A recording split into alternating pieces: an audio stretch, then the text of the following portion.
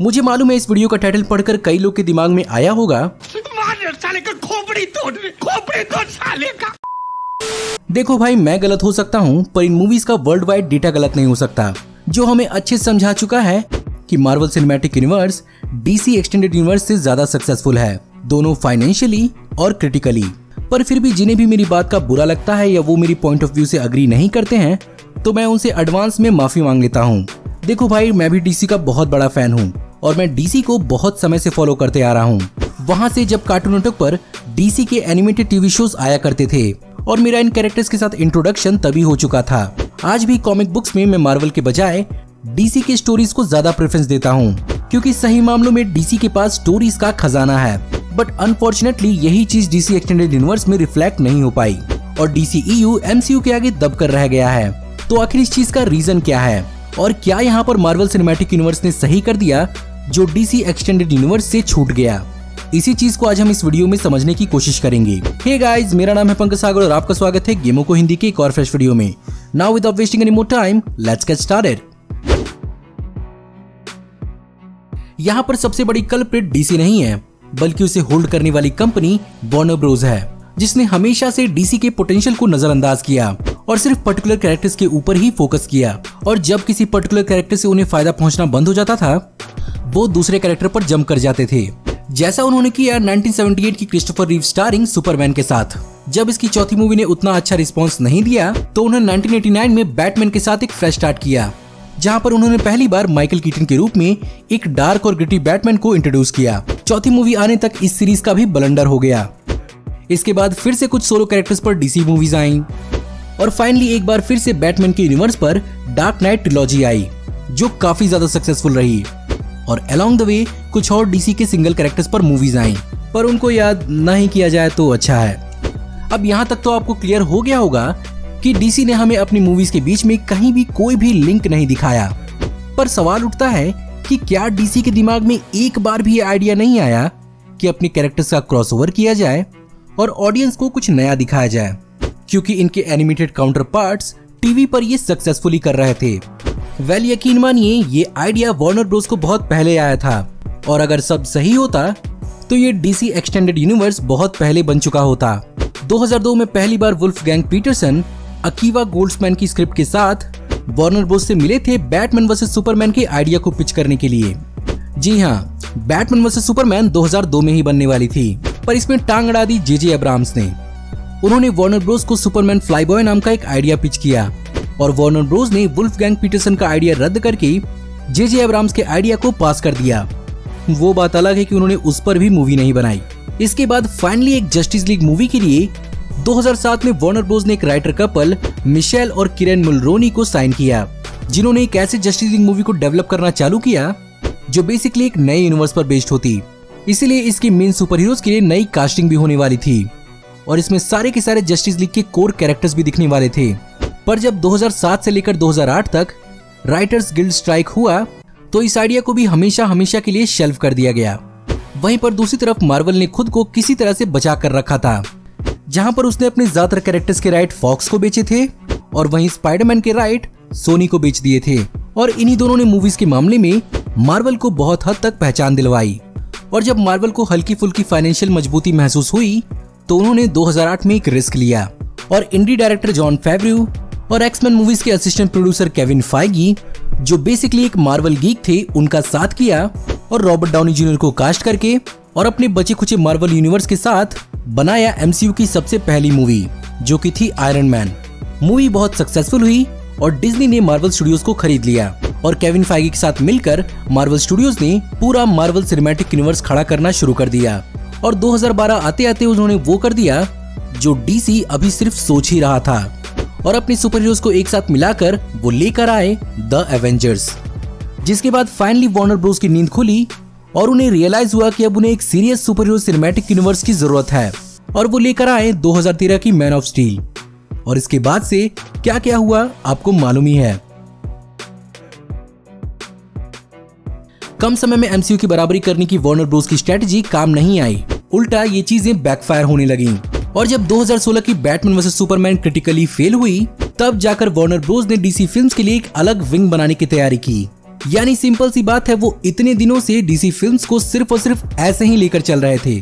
खैर, Jeff Johns जिन्होंने DC के न्यू 52 के जस्टिस लीग के ओरिजिन कॉमिक बुक्स को लिखा है, उनके साथ साथ वार्नर ब्रोस के एग्जीक्यूटिव वाइस प्रेसिडेंट जॉन बर्ग को डीसी फिल्म्स का हेड बनाया गया। जेफ जॉन्स बेसिकली यहाँ पर मार्वल सिनेमैटिक यूनिवर्स के केविन फाइगी की तरह थे और एक पॉइंट ऑफ टाइम पर ये डीसी के चीफ क्रिएटिव ऑफिसर भी रह चुके हैं, जिस पोस्ट पे अब मार्वल में केविन फाइगी पहुंच चुके हैं। तो यहाँ पर क्रिएटिव डिसीजंस की कोई दिक्कत आनी नहीं चाहिए थी, लेकिन प्रॉब्लम यहाँ पर ये थी कि उन्हें और उनके पार्टनर को हर एक चीज की जानकारी वार्नर ब्रोस के हेड्स को देना पड़ता था। यही कारण है कि उनके पास फुल क्रिएटिव अथॉरिटी नहीं थी और जिस चीज का परमिशन उन्हें ऊपर से मिलता था वो उसी चीज को फॉलो कर सकते थे। ऊपर से डीसीयू को लेकर जैक स्नाइडर का एक अलग ही विजन था जो आने वाली फ्यूचर डीसीयू को शेप देता। कुछ समय बाद जेफ जॉन्स के पार्टनर जॉन बर्ग को रिप्लेस कर दिया गया और 2017 की जस्टिस लीग जो जैक स्नाइडर के डिपार्चर और जॉस व्हीडन के इन्वॉल्वमेंट से खराब हो गई, इस चीज को देखकर जेफ जॉन्स ने भी अपने पद से रिजाइन दे दिया और वो मूवीज के अलावा डीसी के दूसरे प्रोजेक्ट्स पर काम करने चले गए। अब फाइनली उनकी जगह पर वॉल्टर हमादा हैं और उन्हीं के सिंगल मूवी अप्रोच के कारण डीसी ने फैसला लिया है कि अब डीसी इंटरकनेक्टेड मूवीज पर कम ध्यान देगा और जितना हो सके उतना वो स्टैंडअलोन मूवीज बनाएगा। यही कारण है कि हमें वार्नर ब्रोस के अंदर अब डीसीयू से हटके भी बैटमैन और जोकर जैसी डीसी की अलग मूवीज देखने को मिल रही हैं। वहीं पर अगर इस चीज को मार्वल के साथ कंपेयर किया जाए तो मार्वल स्टूडियोज में सिर्फ एक ही इंसान की अभी तक चली आई है और वो है केविन फाइगी। उन्होंने बेसिकली डिज्नी के सामने अपना मार्वल सिनेमैटिक यूनिवर्स का ब्लूप्रिंट रख दिया था और डिज्नी बिना उनसे कोई सवाल पूछे आज तक उसी चीज को फॉलो करता आ रहा है और उन्होंने ही प्लान बनाया था कि कौन सा इवेंट कब होगा और कौन सा कैरेक्टर कब और कहां पर इंट्रोड्यूस किया जाएगा और आगे के भी प्लान वही बना रहे हैं। इसके अलावा वो बहुत हद तक क्रिएटिव कंट्रोल एक्टर्स और डायरेक्टर्स को भी देते हैं और वो उन्हें हमेशा अपना टच देने के लिए इनकरेज करते हैं। यही कारण है कि अलग अलग मूवीज में इनका अलग अलग टोन होता है क्योंकि ऊपर से लेकर नीचे तक सबकी बात सुनी जाती है और एक सक्सेसफुल मैनेजमेंट में ये एक बहुत इंपॉर्टेंट चीज होता है जो वार्नर ब्रोस शुरू में ही नहीं समझ पाया। भले ही डीसी 40s के जमाने से मूवीज और कॉमिक्स बना रहा है पर असल गेम में यहाँ पर बाजी मार्वल ही मार कर ले गया है क्योंकि दुनिया भर के मास मेजोरिटी के माइंडसेट पर जो इम्पैक्ट मूवीज छोड़ सकती हैं, फिलहाल के लिए शायद ही कोई मीडियम ऐसा कर सकता होगा क्योंकि भले कोई कॉमिक पढ़े ना पढ़े मूवीज हर कोई देखता है। मार्वल स्टूडियोज ने अपने पहले फेज में अपने पूरे के पूरे यूनिवर्स को सेटअप करने में ही अपना टाइम बिताया, जहां पर उन्होंने अपने कैरेक्टर्स की ओरिजिन दिखाई, साथ ही साथ उनके मोटिवेशन को भी बहुत अच्छे से समझाया, जिसके कारण ऑडियंस उनसे काफी ज्यादा कनेक्ट कर पाई और उनके हर क्रॉसओवर के लिए बहुत ज्यादा एक्साइटेड हो पाई। यही नहीं, एमसीयू के कुछ ऐसे भी कैरेक्टर्स थे जिन पर मार्वल ने अभी तक कोई सोलो मूवी नहीं बनाई थी, पर फिर भी इन कहानियों को और इन कैरेक्टर्स को अकेला नहीं छोड़ा गया और इनकी कहानी को भी साथ साथ में पूरा किया गया और इन्हीं सब चीजों से मार्वल ने अपना एक पॉजिटिव इम्पैक्ट फैंस के ऊपर छोड़ा है और ये चीज तब काम आती है जब Marvel guardians of the Galaxy जैसे लो प्रोफाइल कैरेक्टर्स को एमसीयू के अंदर इंट्रोड्यूस करते हैं और ऑब्वियसली वो इस मौके को ऐसे ही नहीं जाने देते हैं, वो इसका पूरा फायदा उठाते हैं, जिसके कारण लोग एमसीयू के अगले प्रोजेक्ट के लिए और एक्साइटेड होते हैं, चाहे वो उसके बारे में जानते हों या न जानते हों। वहीं पर अगर अब बात की जाए डीसी एक्सटेंडेड यूनिवर्स की तो यहाँ पर उन्होंने मार्वल सिनेमैटिक यूनिवर्स के साथ रेस लगाने में ही सबसे बड़ी गलती कर दी और हर चीज को जल्दबाजी में दिखाने के कारण ऑडियंस के बीच में कंफ्यूजन पैदा कर दिया। फॉर एग्जाम्पल, वंडर वुमन एक ओरिजिन मूवी होने के कारण बहुत ही ज्यादा सक्सेसफुल हुई थी, इसीलिए अगर डीसी एक्सटेंडेड यूनिवर्स में वंडर वुमन को बैटमैन वर्सेस सुपरमैन के बजाय उसकी मूवी को पहले दिखाया जाता और बाद में बैटमैन वर्सेस सुपरमैन मूवी आती तो शायद माहौल कुछ और ही होता। और अगर हमें जस्टिस लीग से पहले एक आध सुपर हीरोज की थोड़ी और ओरिजिन मिल जाती, फॉर एग्जाम्पल एक्वामैन या फ्लैश की, जिसमें साइबोर्ग की कहानी को भी एक्सकेलेट किया जाता, तो होपफुली जैक स्नाइडर के जस्टिस लीग के विजन के लिए लोग और भी ज्यादा एक्साइटेड होते और वार्नर ब्रोस को भी डीसी से भर भर कर प्रॉफिट होता क्योंकि मास मेजॉरिटी आज भी ओरिजिन मूवीज देखना चाहती है और इन सिंगल डीसी मूवीज जैसे कि शज़ैम, एक्वामैन और वंडर वुमन की सक्सेस इस बात का जीता जागता सबूत है। तो क्या डीसी मार्वल के आगे सक्सेसफुल नहीं है? वेल, क्यों नहीं है? डीसीयू डीसी का बस एक छोटा सा हिस्सा है।